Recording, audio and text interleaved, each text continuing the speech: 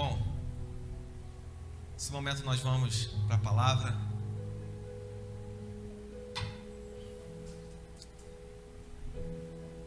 A Sol, quando esteve aqui ministrando,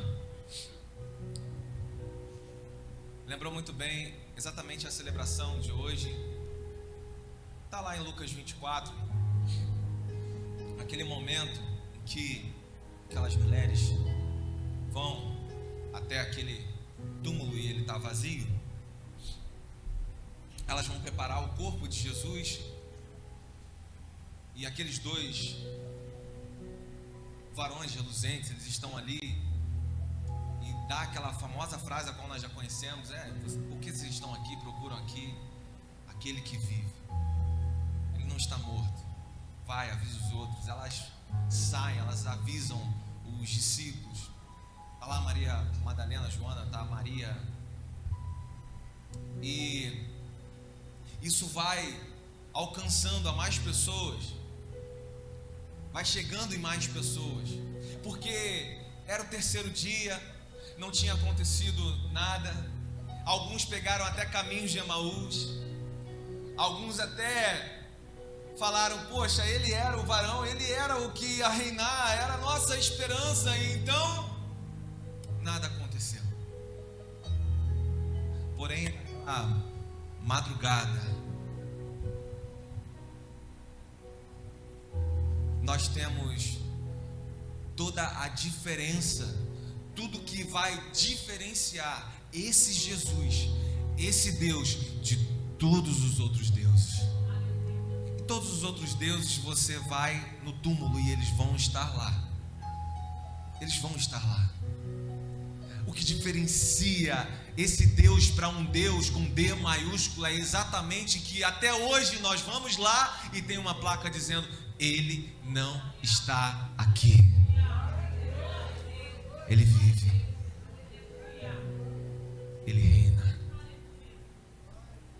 Esse documento, ele vem através de alguns achados históricos, ao qual muitas pessoas deram testemunho de que isso realmente aconteceu. Esses documentos têm também dentro da Bíblia a carta 1 ao Coríntios, no capítulo 15, a partir do versículo 3. 1 Coríntios 15, a partir do versículo 3. Paulo vai falar também sobre a ressurreição de Jesus. Isso 2 décadas depois de ter acontecido. Ele está escrevendo, ele está relatando, ele está documentando que isso foi real. Houve um homem chamado Jesus. Ele morreu, ele padeceu sob Pôncio Pilatos, ele foi crucificado, ele foi morto, mas que ao terceiro dia ele ressuscitou. E nos documentos históricos nós pensamos: mas todo mundo estava falando, irmão, isso não era vantagem para ninguém estar falando sobre isso, não. Se estava dando problema e deu problema para Jesus de falar, qual era o problema? De falar que ele era o pão vivo que desceu do céu, ele era o Filho de Deus. Que blasfêmia é essa? Ele está se intitulando como filho. Isso fez Jesus ir para aquela cruz. Agora imagina que a pessoa que estava falando, eles fizeram o que fizeram, uma morte violenta, uma noite inteira apanhando a quarentena, tomando aquelas chicotadas com bolinhas de chumbo e de ossos nas suas costas. Uma morte muito violenta. Imagina que ele sofreu isso. Agora ele, por falar isso, sofreu isso. Você no outro dia iria contra o governo também falar a mesma coisa? Você ia postar lá no seu Instagram o que deu o maior problema para ele e chegou até a morte? Você seria uma dessas pessoas que iria falar: não, é verdade, ele ressuscitou, eu estou aqui, eu vi e eu quero documentar?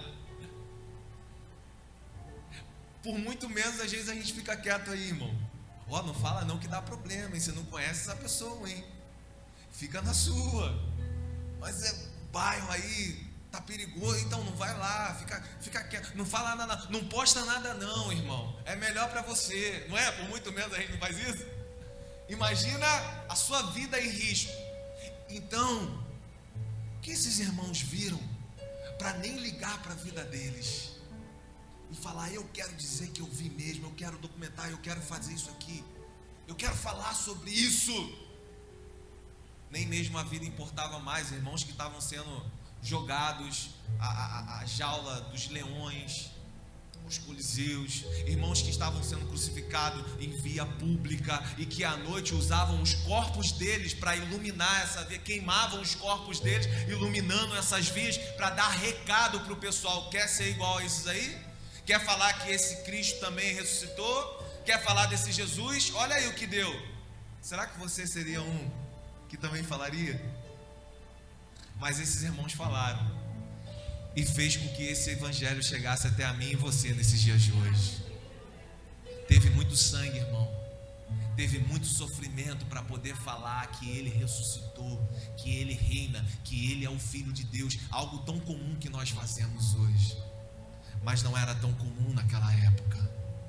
Mas mesmo assim eles fizeram, e essas palavras chegaram até as nossas casas, o nosso entendimento. E essa palavra de Deus é que nos edifica, que consola, que exorta e que hoje nos traz esperança e salvação. Eles estavam falando, e Paulo também falou. Ele disse no capítulo 15, versículo 3 do 1 Coríntios, ele diz assim: antes de tudo vos entreguei o que também recebi, que Cristo morreu pelos nossos pecados segundo as Escrituras, que foi sepultado e ressuscitou ao terceiro dia, segundo as Escrituras, e apareceu a Cefas e depois aos 12, depois foi visto por mais de 500 irmãos de uma vez só, dos quais a maioria ainda estão vivos, e alguns ainda já dormem no Senhor, já estão mortos. Ele também está relatando o que aconteceu e o que nós celebramos no dia de hoje: a morte e a ressurreição, ao qual nos reconciliou com o Pai. O Pai que nos via como inimigos,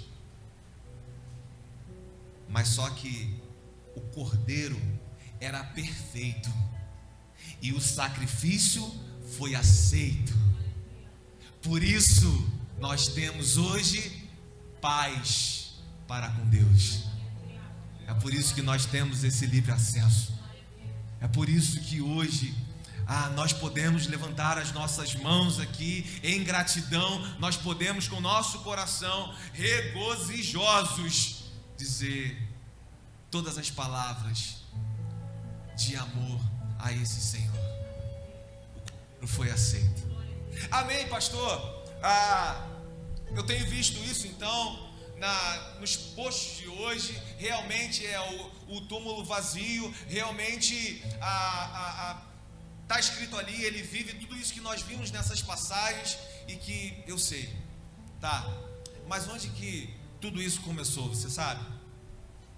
Vamos começar a palavra então, a origem da Páscoa, aonde que Deus instituiu a Páscoa. Abra aí Êxodo, no capítulo 12. Êxodo capítulo 12. Volta aí lá no iniciozinho da sua Bíblia. Aqui é a instituição da Páscoa. E não tem como falarmos de Páscoa sem entendermos essa Páscoa, aonde tudo começou. Amém ou não amém? O livro de Êxodo, ele trata de especificamente da formação da identidade dos israelitas, do povo de Deus. Quer saber da sua identidade? Começa por aqui. O livro de Êxodo, ele trata disso, a formação dessa identidade. E aqui tem uma retomada daquela aliança patriarcal: Abraão, Isaac e Jacó, que inclusive no tempo de Jacó eles se retiram para o Egito, porque as coisas ficaram difíceis, a fome, escassez. Então ele leva o povo para o Egito e dá certo, lá eles prosperam. Só que por um tempo, porque logo depois teve uma mudança de governo. a mudança do faraó. E nessa mudança, esse faraó, esse governo novo que entrou, eles eram totalmente contrários, totalmente hostis aos israelitas. E o que começa a acontecer? Começa a acontecer que eles começam a oprimir esses irmãos, o povo de Deus. Eles começam a humilhar, eles começam a escravizar esse povo, esse governo egípcio, esse governo tirano, começa a escravizar o povo israelita. E o povo já não tinha tão vivo assim na sua memória. Eu vou pedir, irmãos, em nome de Jesus, vou pedir aos irmãos que estão lá atrás, aqui no serviço também, tá? Que nesse momento nós procure um lugar, se assente, não saia do seu lugar, em nome de Jesus, irmão. Quando você passa, você tira a atenção de uma pessoa que talvez era o ponto-chave para ela entender essa mensagem. Amém? Então esse é o momento de nós estarmos focados naquilo que o Senhor tem a falar a nós.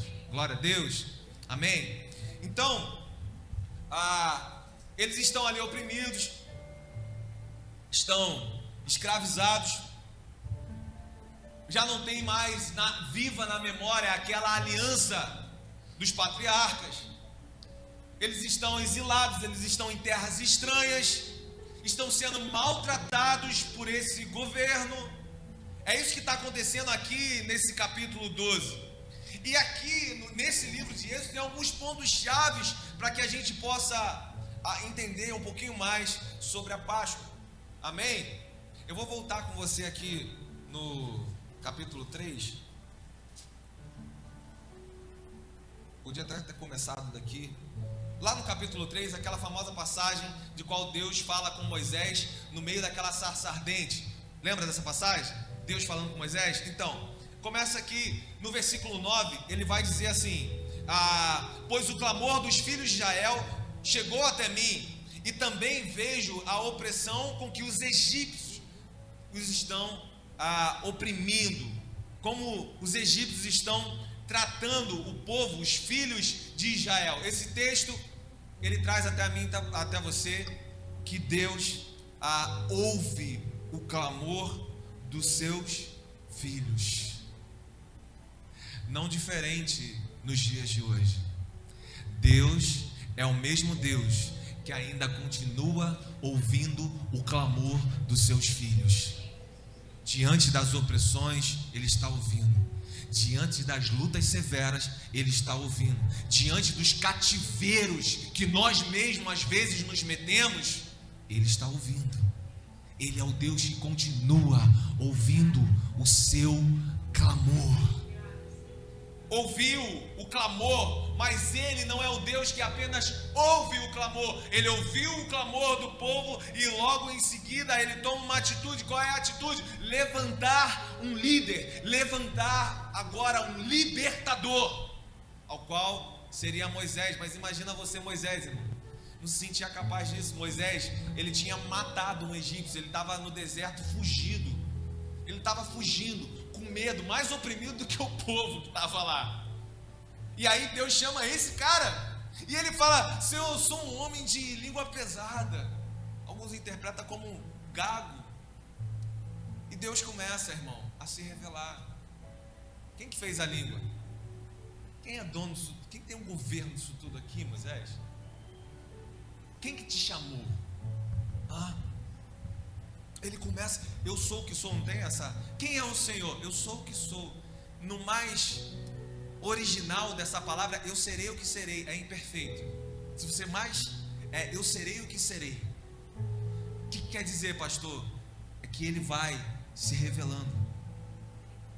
Eu serei o que serei. Ele vai avançando com você na proporção ao qual você pode receber da parte dele, na proporção em que ele deseja se revelar. A gente apenas precisa atender o chamado dele. E ele chamou esse homem para liderar. Ele chamou esse homem para estar de frente, para ele ser o libertador. Aí no versículo 17 vai dizer assim: portanto, disse eu, os farei subir da aflição do Egito para a terra do cananeu, do Eteu, do Amorreu, do Ferezeu, do Eveu, do Jebuseu, para uma terra que mana leite e mel. Sempre quando a gente ouve aqui esse versículo, a gente se concentra na terra que mana leite e mel, sim ou não? No propósito final, no objetivo onde Deus vai nos levar. Amém, glória a Deus por isso. Mas eu quero que você se concentre hoje no início, aonde ele fala assim: eu vos farei. O que está escrito aí? Subir. É o que Deus está dizendo. Deus está falando assim: eu sou a causa da tua salvação. Eu sou a causa da tua libertação. Você realmente não pode, Moisés, mas eu vou entrar nessa batalha e eu vou fazer você subir. Eu vou fazer você vencer. É o que ele está passando, porque a escravidão, irmão, era muito severa. Como nós nos encontramos, às vezes, escravos de nós mesmos, dos desejos enganosos do nosso coração, que nos leva para um lugar aonde nós não queríamos estar, e quando nós menos percebemos, nós estamos ali, no Egito das nossas vidas, escravizados por escolhas erradas que nós fizemos, e não conseguimos sair, e não temos força para sair. É o que esse povo está passando agora. Eles não têm habilidade para sair dali, eles não têm mais forças, eles não tem mais como se salvar. E é aqui que Deus entra, é aqui que ele diz: eu é que faço você subir, porque eu sou a salvação para vocês. Eu farei. Pega essa palavra, irmão. Em nome de Jesus, eu farei você subir. Deus está falando: na minha força você vai vencer. No lugar que eu te direcionei, se você se colocar no lugar que eu estou te direcionando, eu farei você subir, eu farei você prevalecer. Ainda que esse inimigo, ainda que essa situação seja muito mais forte do que você, mas ela não é mais forte do que eu. E quando eu interfiro na sua vida, eu faço você prevalecer.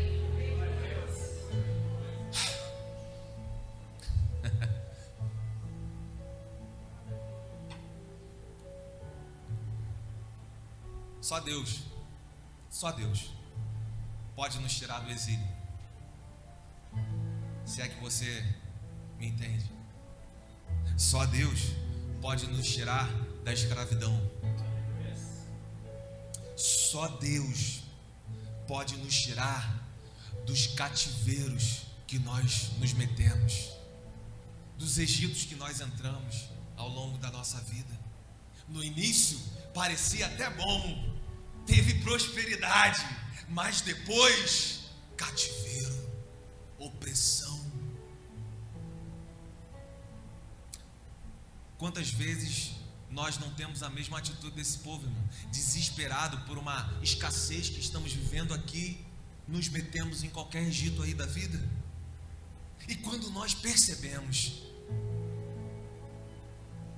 estamos presos em certos cativeiros emocionais, espirituais.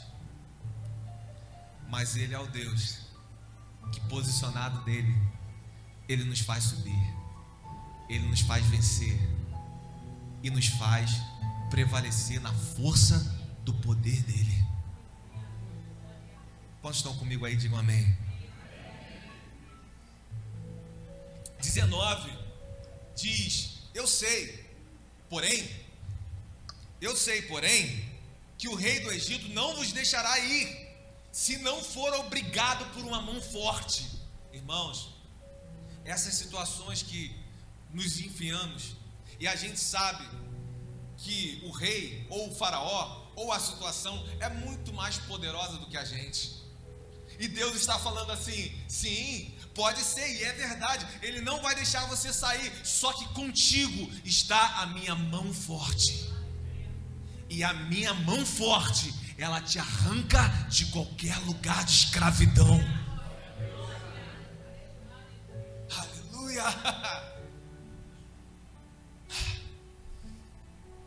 Moisés vai chegar diante de Faraó. Imagina isso, irmão. Quem que é um homem mais poderoso do mundo hoje? O presidente dos Estados Unidos? Pode ser, né?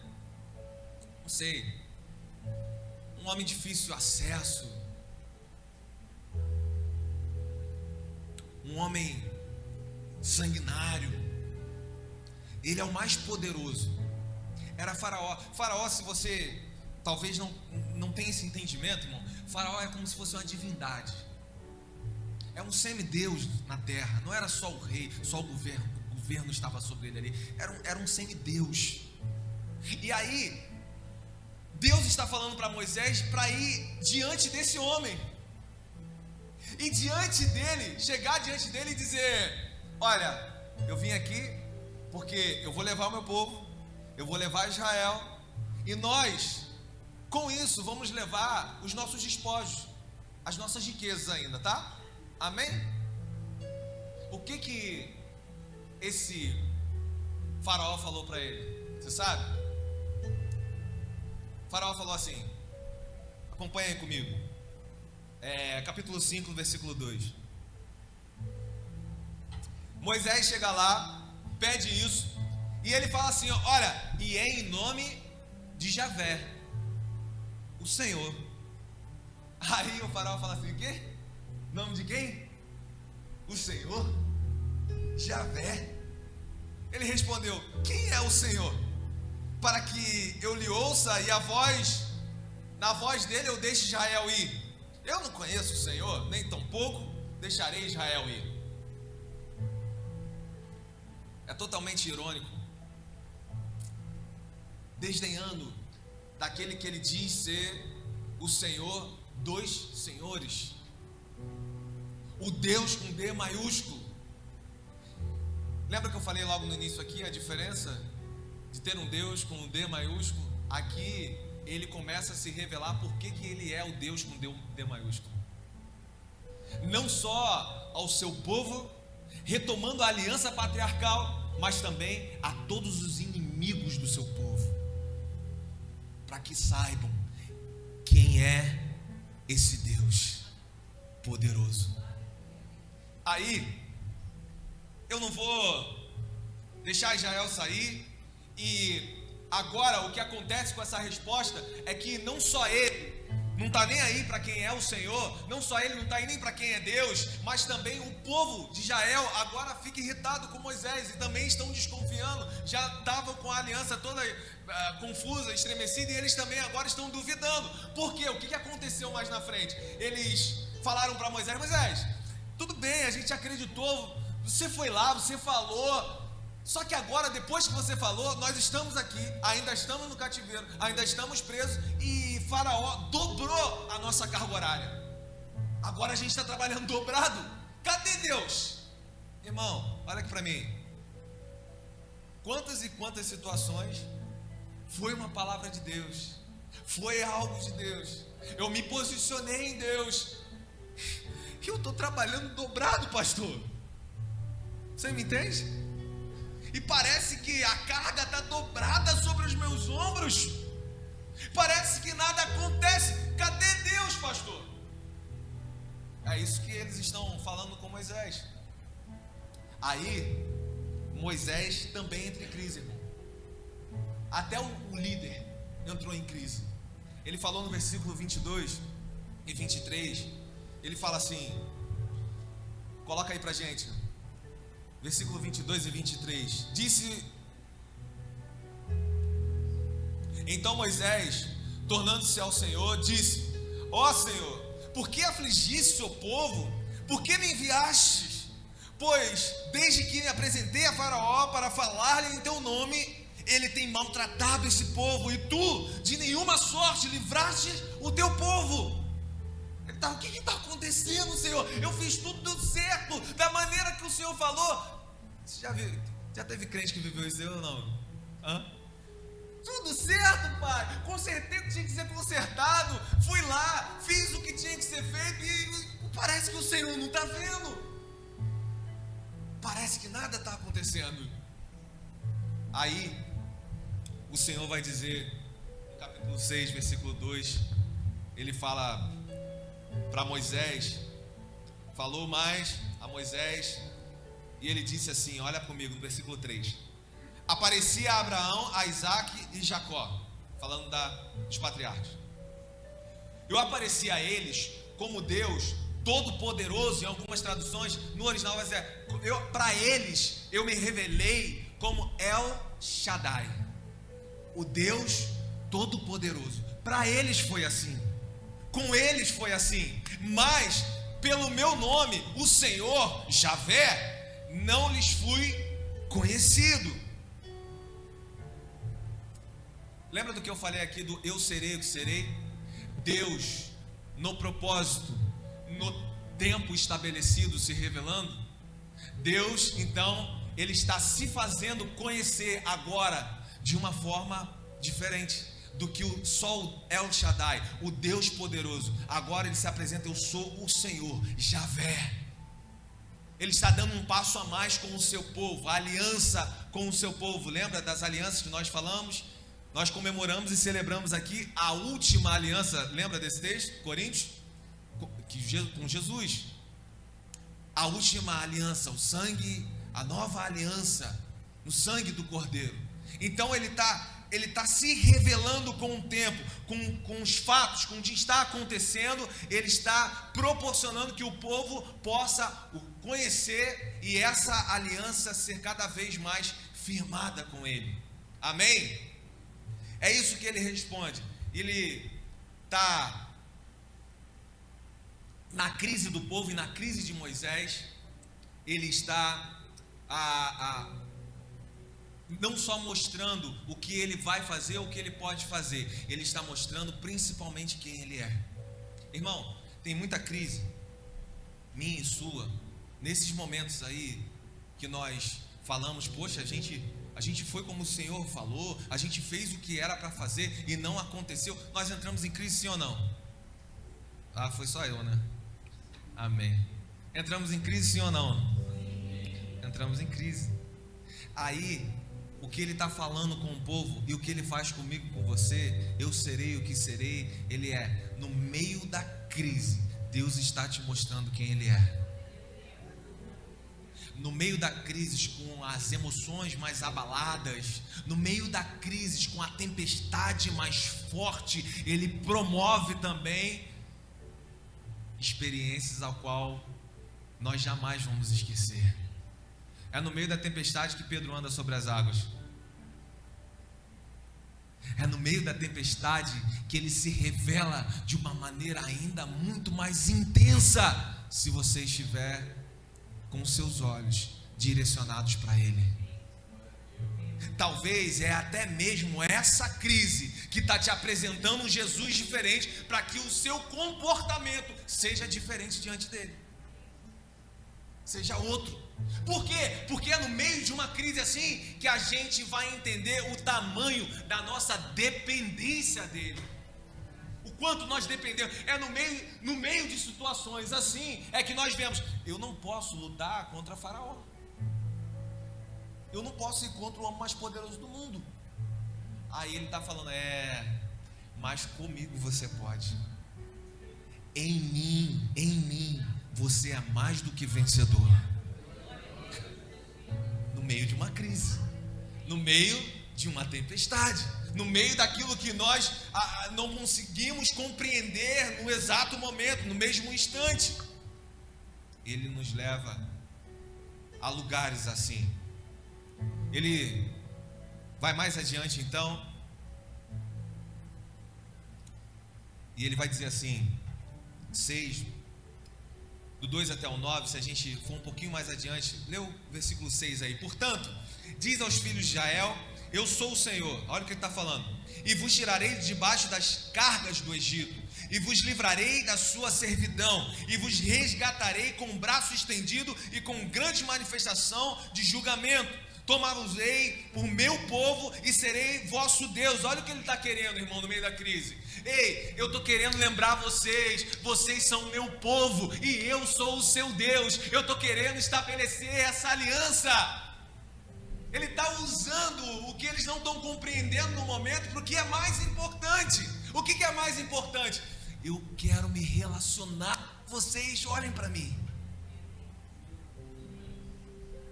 E talvez se não fosse diante de uma dificuldade assim, talvez o povo nunca iria olhar com dependência para Ele, irmão. Agora, é fácil olhar e falar do povo e da história que já passou. O problema é que isso continua acontecendo com o povo no dia de hoje, comigo e com você. Amém ou não amém?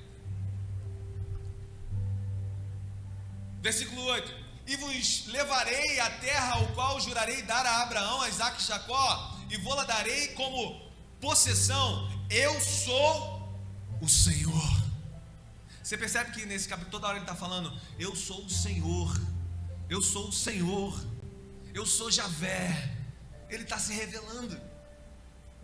O que Deus, nas suas aflições, repete ao seu coração? Ele está se revelando. Você precisa estar mais atento, porque Ele está se revelando a todo momento. Eu sou o Senhor. Só que olha só, desse modo falou Moisés aos filhos de Israel. Mas olha só, mas eles não entenderam a Moisés, por causa da ânsia do espírito e da dura escravidão.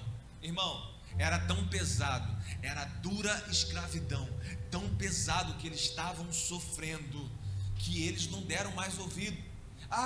Nós esperamos você ir lá, não aconteceu nada. E quantas são as situações em que, de tão pesada que é a escravidão, de tão pesado é o que nós estamos passando, que nós começamos a ficar desacreditados.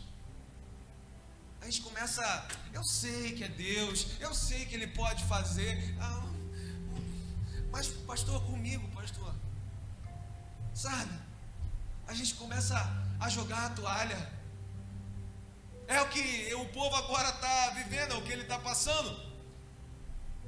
Só que Deus, nesse momento, está dando a palavra dele de que ele vai entrar nessa batalha. E eu falo isso na sua vida aqui na noite de hoje. Deus está dando uma palavra de entrar, de interferir na história desse povo. Você, posicionado naquilo que Deus está falando ao seu coração, Deus vai interferir na sua história de vida em nome de Jesus. Eu creio. Ele vai fazer isso com o povo agora. Isso vai começar a acontecer assim que ele começa agora a reavivar aquela aliança que era com os patriarcas, a identidade da nação santa, o povo escolhido, o povo eleito, que ele está chamando do meu povo, dos meus filhos. E aqui começa o El Shaddai, o Deus Todo-Poderoso, a mostrar a força dele nessa terra, a força dele para aqueles que se colocam contra os filhos dele. E aqui começa as famosas 10 pragas. Quantos se lembram aí? Isso aí é da salinha infantil, né? Desde a salinha infantil a gente tem essa aulinha. As famosas 10 pragas ao faraó lá no Egito. E a primeira praga são com as águas, elas se tornam como sangue. Na segunda praga são as rãs. Na terceira praga, piolhos. Segunda praga são as rãs. Terceira praga, piolhos. A quarta praga são as moscas. A quinta praga, pestes nos animais. E todas essas, irmãos, Moisés está voltando lá e falou: não liberta o povo, não liberta o povo, não vou fazer. E ele está lá, firme. E na sexta praga, úlceras. Na sétima praga, chuva de pedra. Aqui na sétima praga tem um detalhe que eu quero, só para a gente passar aqui nesse detalhe. Aqui, no capítulo 9, no versículo 15, Deus vai falar assim, manda esse recado aí, olha só. Eu já poderia ter estendido a mão para te ferir, a ti e a teu povo, com pestilência. O que Deus está falando aqui, irmão? E teria cortado vocês da terra. O que Deus está falando aqui é assim: faraó, eu já podia ter te matado. Aliás, eu podia ter te matado e matado todo o povo. Mas, olha o que ele vai dizer aí no versículo 16: deveras, para isso te hei mantido. Eu estou mantendo você. Você não está resistindo a mim, faraó. Eu estou mantendo você. Eu que estou te mantendo. Para isso eu tenho te mantido. Para quê? Lembra aquela... Deus endurece o coração de Faraó? Lembra? Por quê? Para quê? Ele vai responder aqui agora. A fim de mostrar-te o meu poder e para que seja o meu nome anunciado em toda a terra. Imagina um homem que se julga o semideus, o mais poderoso de toda a terra, agora está sofrendo punições. E quem é esse Deus que pode punir o homem mais poderoso? O El Shaddai. Agora ele está se mostrando, se revelando ainda de forma mais profunda aos seus que estavam em crise, pensando, cadê o nosso Deus? Ele está aparecendo, e aos seus inimigos. Aí, Faraó desiste, sim ou não? Não. Aí, a gente vai aqui para a 8ª praga, no capítulo 10, com gafanhotos, passando mais uma página, a 9ª praga, trevas, e Deus anuncia a 10ª praga, e nós chegamos aqui, onde eu pedi para vocês abrir, no capítulo 12, e aqui, na 10ª praga, aqui, começa o que nós falamos sobre Páscoa. Aqui é a instituição da Páscoa de Deus. Aqui é que Ele vai nos trazer a celebração, trazer aquele povo. Amém? Quantos estão comigo aí no capítulo 12? Ele diz assim a Moisés e a Arão, versículo 2: este mês, olha aí, este mês vos será o principal dos meses, será o primeiro mês do ano. Falai a toda a congregação de Israel, dizendo, aos 10 deste mês, cada um tomará para si um cordeiro, segundo a casa dos pais, um cordeiro para cada família. Mas, se a família for pequena, chame um vizinho. Versículo 5, o cordeiro será sem defeito, macho de 1 ano, podereis tomar um cordeiro ou um cabrito, e guardareis até o 14º dia deste mês, até que o ajuntamento da congregação de Israel o imolará. Guarde isso, o ajuntamento da congregação de Israel vai imolar esse cordeiro no crepúsculo, na viração do dia. Irmão, quando ele fala aqui no versículo 2, este mês é entre o mês de março e o mês de abril, primavera no Oriente Médio. Este mês é o que nós celebramos. Não foi uma coincidência, o mesmo tempo Jesus, o Cordeiro Pascal, também sendo imolado, crucificado, morto e ressurreto. Esse mês de março, esse mês da primavera no Oriente Médio, entre março e entre abril, é a data agora que está estabelecendo aqui, como a data da grande libertação do seu povo, da salvação desse povo. É a data que o Senhor escolheu para os israelitas saírem do peso da escravidão dos egípcios. Aqui, interessante, você percebeu, é quando o tempo ele começa a ser contado. Antes tinha os ciclos agrícolas, estações, a lua, lembra disso? Aqui ele está falando, olha, este mês vos será o principal dos meses, será o primeiro mês. Aqui esse tempo ele começa a ser contado, começa um tempo histórico, um propósito de Deus diante desse tempo, para o seu povo, para mim e para você, amém? E aí nós chegamos no termo da Páscoa, porque um pouquinho mais na frente, no versículo 11, ele vai dizer assim, dessa maneira o comereis. Como que vocês vão comer o cordeiro? Olha ele falando aqui, lombos cingidos, sandália nos pés e cajado na mão, comê-lo-eis à pressa, é a Páscoa do Senhor. Ele estabelece o tempo, estabelece um sacrifício, estabelece o cordeiro e como deve ser o cordeiro e como preparar o cordeiro, amém? Aqui começa a Páscoa. A Páscoa em hebraico que nós chamamos de Pessah. Significa o que, pastor? Significa passagem ou passar sobre. Isso significa Páscoa. Por quê? Porque nesse mesmo tempo nós não falamos da 10ª praga, né, irmão? Qual foi a 10ª praga? Alguém sabe? Os primogênitos. Deus falou passar sobre, porque isso faz uma referência a essa praga que seria um anjo da morte solto, e ele viria sobre os egípcios, e ele, a casa que tivesse, que preparasse o cordeiro, que na porta, nos umbrais da porta, passasse o sangue do cordeiro, esse anjo da morte iria ver o sangue, e ele ia passar sobre Páscoa, ele ia passar sobre a casa, ele não iria ferir os primogênitos daquela casa. E quando a gente fala primogênito, não só crianças, tem pessoas que trazem isso só para crianças, não, todos os primogênitos foram feridos, inclusive de Faraó, ao qual depois disso eles entram em desespero, mandam chamar Moisés e falam: tira todo mundo daqui, vai todo mundo embora, porque contra o El Shaddai não tem como lutar, contra o Todo-Poderoso não tem como me firmar em oposição a Ele. Manda todo mundo embora, leva tudo que vocês quiserem.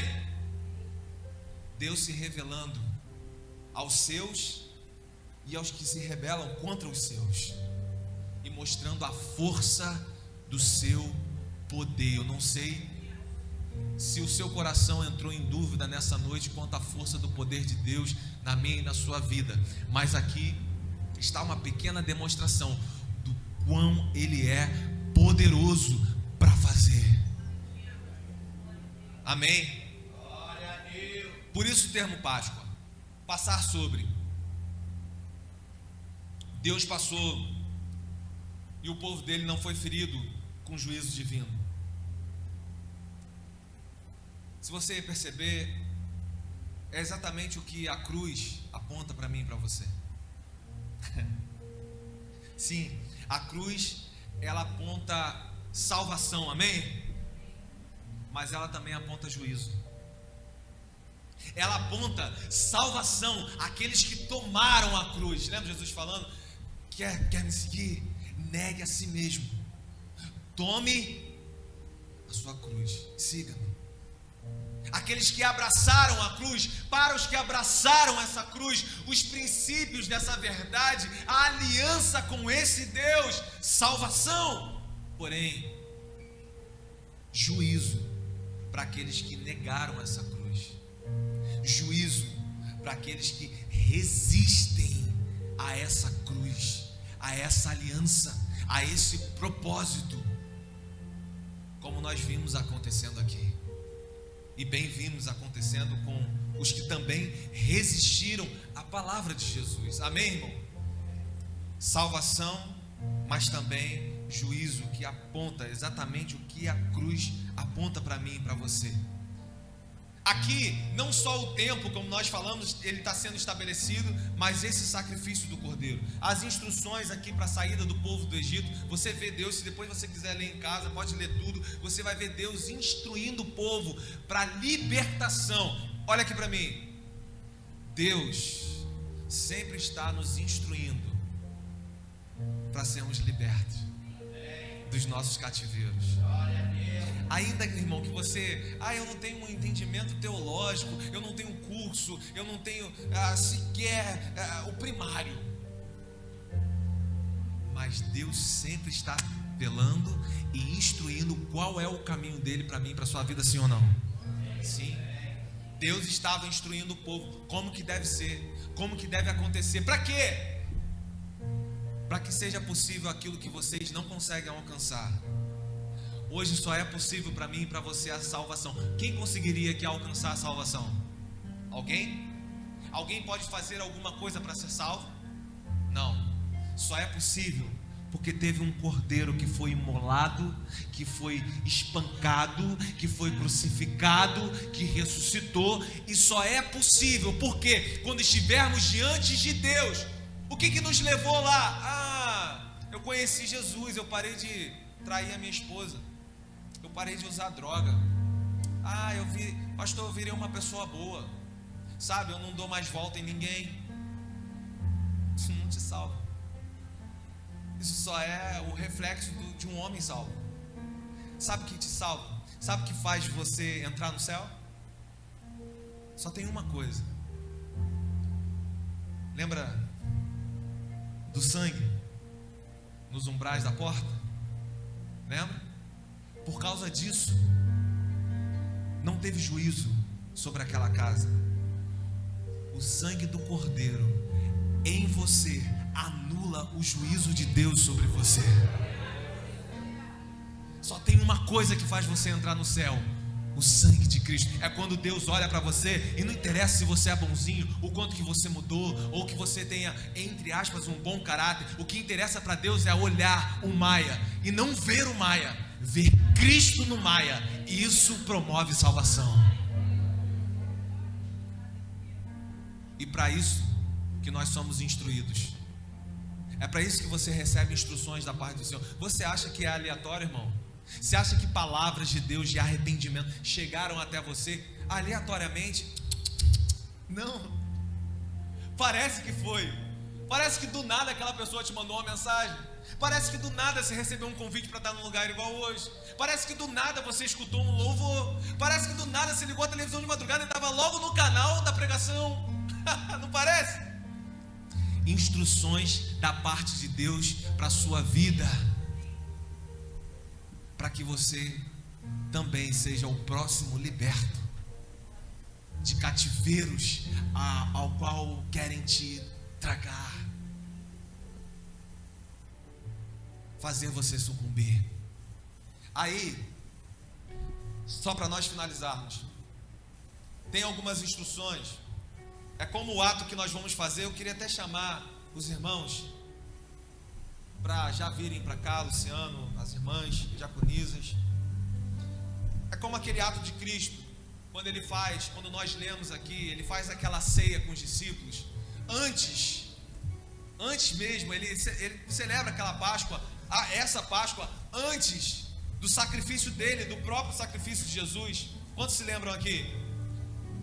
Ele faz aquilo que nós vamos repetir aqui, e ele deixa essa cerimônia agora estabelecida, para que nós façamos até o dia em que ele retorne. Ele deixa então aqui para nós a nova Páscoa, a Páscoa ao qual nós celebramos. A nossa Páscoa é o Senhor Jesus. Glória a Deus. Jesus é a nossa Páscoa. 1 Coríntios, Pedro, abre aí rapidinho para a gente. 1 Coríntios, no capítulo 5, versículo 7. Quando nós vemos esse texto, ali está: lançai fora velho fermento, para que sejais vossa massa, como sois de fato sem fermento. Vai. Pois também Cristo, nosso Cordeiro Pascal, foi imolado. E em João, no capítulo 1, no versículo 29, vai dizer que esse Cordeiro é o Cordeiro do Pai, é o Cordeiro de Deus. Pois também Cristo, nosso... Vai, Pedro. João capítulo 1, versículo 29. João 1, 29. No dia seguinte, viu João a Jesus, que vinha para ele, e disse: eis o Cordeiro de Deus, que tira o pecado do mundo. Ele está no meio de nós. Esse Cordeiro aqui, na forma de preparo, no capítulo 12 de Êxodo, ele tinha que ser, nós lemos no versículo 5, sem defeito, sem mácula, sem mancha, perfeito. E Cristo cumpre exatamente essa exigência. 1 Pedro capítulo 1, versículo 18 e 19. 1 Pedro 1, 18 e 19. O Cristo que cumpre a exigência, sabendo que não foi mediante coisas corruptíveis como prata ou ouro, que foste resgatados do vosso fútil procedimento que vossos pais vos legaram, mas pelo precioso sangue, como de cordeiro sem defeito e sem defeito e sem mácula, o sangue de Cristo vertido na cruz. E o sacrifício do Cordeiro perfeito é aceito pelo Pai, e nós temos reconciliação com Ele. Aleluia. Você pode se levantar. E eu gostaria muito, irmão, que você não falasse com ninguém que está do seu lado. E nem, não fale, não saia do seu lugar. Não fale com quem está do seu lado. para você andar. Esse é o momento para você pensar. Esse é o momento para você deixar esse Espírito, na verdade, Ele ministrar no seu coração. 2 Coríntios, no capítulo 5, versículo 15, vai dizer assim. 2 Coríntios, no capítulo 5, 15.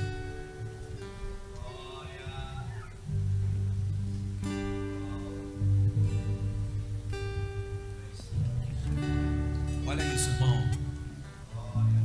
Olha isso. Agora eu sei, pastor, um pouquinho mais sobre essa Páscoa.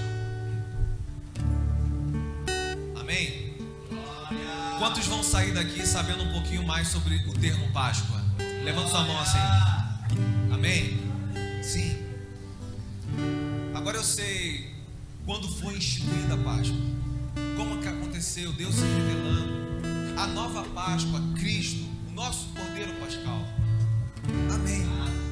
E Ele morreu mesmo, irmão. Por amor, antes, Ele nos amou primeiro. Antes de qualquer ação ou reação, Ele nos amou. Sim, Ele foi mesmo aquela cruz. É verdade. Sim. Agora, deixa eu te fazer uma pergunta. Qual é a sua reação à libertação que Ele proporcionou a você? A sua reação em gratidão a esse sangue estar nos umbrais da sua porta agora em nós, nos livrando de todo cativeiro e da morte. Porque foi para alguma coisa, irmão. Porque isso tem que provocar algo em nós. Nós não vamos apenas celebrar e levantar o copo, a taça, o pão. Não, isso aconteceu, é real. Mas o que isso provoca em você? O que isso realmente provoca no seu coração? Bom, Paulo, abre aí pra gente, Pedro. Ele vai dizer 1 aos Coríntios. Cadê Pedro? O texto que estava aí. 1 Coríntios, se eu não me engano, 5,15. Segunda? Tá, é isso. E Ele morreu por todos, para que os que vivem não vivam mais para si.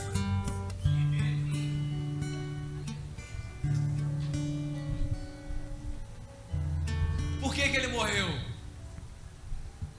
Para que aqueles que creem, aqueles que vivem, aqueles que foram libertos, aqueles que foram alcançados por essa graça, não vivam mais para si mesmos, mas para aquele que por eles morreu e ressuscitou. Não fala mais, não é mais só sobre a minha vida, irmão, sobre o meu propósito, sobre o meu coração, sobre os meus desejos, sobre a minha vontade. Agora é para aquele que fez por você o que você não poderia fazer nunca.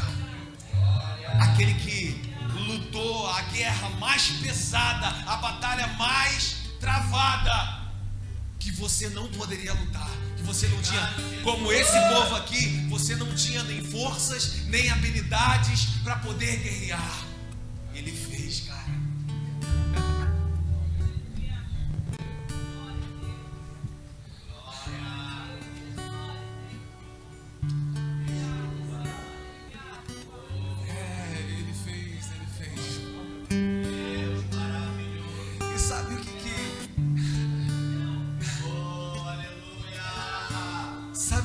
Constrange é que eu não fiz nada para que Ele fizesse. Aliás, e muitas das vezes eu fui até ao contrário do que Ele queria, e mesmo assim, olha aí, cara, Ele fez. Obrigado, Jesus. Tantas vezes eu falei não.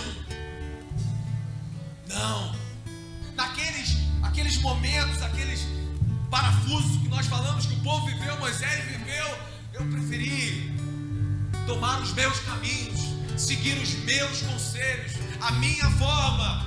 E Ele está fazendo, Jefferson, mas é por você também. O meu sangue é derramado, eu vou nessa cruz, mas eu serei o que serei na sua vida. E a partir do momento em que eu me revelo a você, ei, deixe de viver para si mesmo.